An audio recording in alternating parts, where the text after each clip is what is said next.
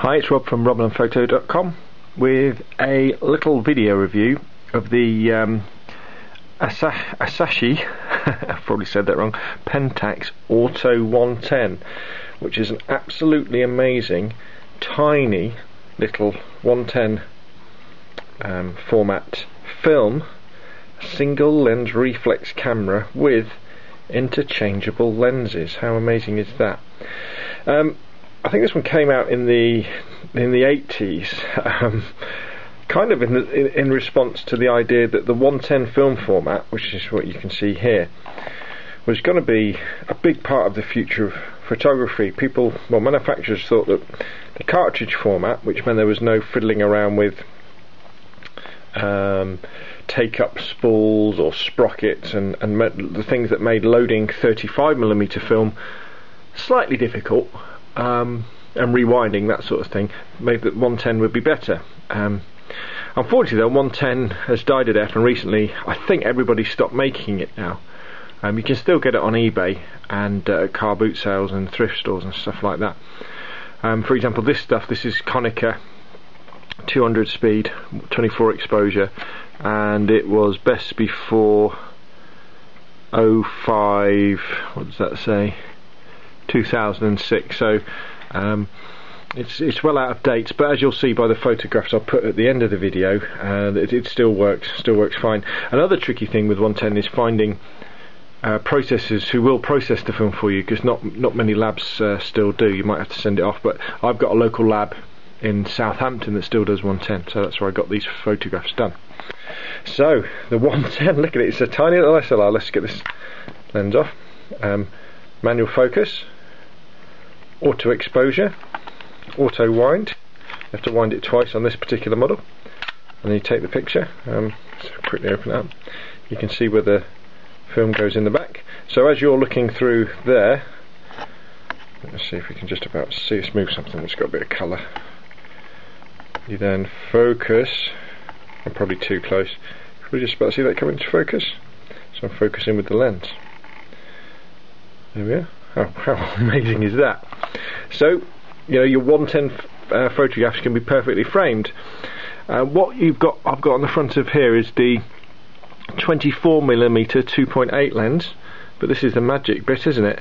I can then flick that, pop it off, and then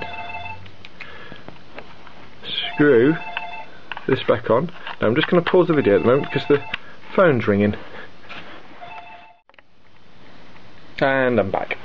Right, yeah, so there we go. So I've taken the... Which one did I take off? Let's go back. Right, here we go. So I was taking this one off, wasn't I? That's the 50mm. There you can see, body only. And then we're putting on the 24mm 2.8, or is that what I had on before? See, I've got myself lost now because I've gone away from doing the video. So, oh, which way does it go? There we go. So that's on. So that's the 24mm, which I think is what I had on before, wasn't it? And then this is the 50mm, which is a little bit longer. Sorry, no, that's the 18mm. There we go, 24mm, 18mm. I'm getting a bit confused about the lenses we've got. There is another one as well, which is slightly more telephoto. So that's the camera itself with the different lenses on. That's the sort of film, the 110 cartridge film, which basically pops in the back. And what I've also got here is the dedicated flash as well. This little beauty, which goes on here like so, and screws on there. So we should, if we turn it on, hear it charging up. Maybe we can get I don't know if we get a flash out of it without any filming. It's huge, isn't it? The size of the flash.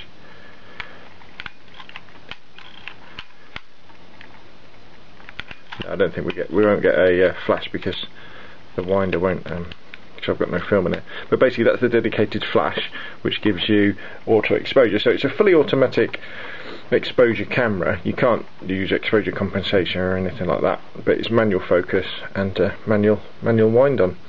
So there we go. What a cute little camera. It's just a crying shame that it's 110. If it was 35mm, it would be amazing, absolutely amazing. Because 110, as we say, is a well, I assume it's a dying format. If I'm getting this wrong, and there are people making 110, especially if they're making black and white 110, that would be absolutely brilliant. But if you see one of these at a thrift store, a charity shop, a car boot sale, if it's going cheap, I would say buy it anyway, because it's a great little thing to have, a little keepsake, and then try and get hold of some 110 and shoot it.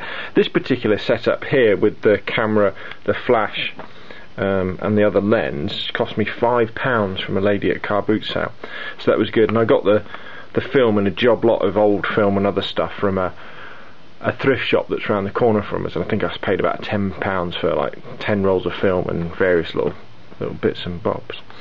There's another version of the Pentax Auto 110. I think it's the Auto 110 Super, and that added a one sort of throw winder for the film advance, and something else as well, but I can't remember. It might have like exposure compensation or something like that. But it's a beautiful little camera. The pictures are okay, not as grainy as I thought a 110 film would be, and I'm really happy. It's a great little thing and a great little piece of camera history. Well, I'm Rob from robknownphoto.com, and that's my little video about the Pentax Auto 110, the smallest SLR single lens reflex camera with interchangeable lenses that was ever made. Thanks for watching.